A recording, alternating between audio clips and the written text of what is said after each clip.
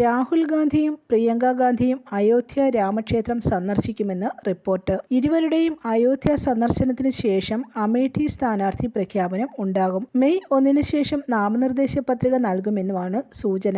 26-നാണ് അമേഠിയിലും റായ്ബറേലിയിലും നാമനിർദ്ദേശ പത്രിക സമർപ്പണം ആരംഭിക്കുന്നത്. സ്ഥാനാർത്ഥി പ്രഖ്യാപനം 30-ഓടുകൂടി ഉണ്ടാകുമെന്നും റിപ്പോർട്ടുകളുണ്ട്.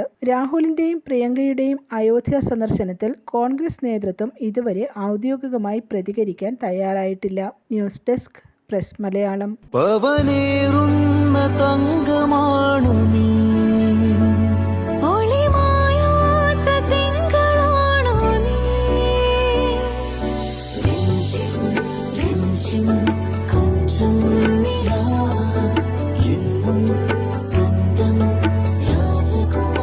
Be a Rajakumari. Rajakumari Gold and Diamonds. The trust of Travancore. Rajakumari.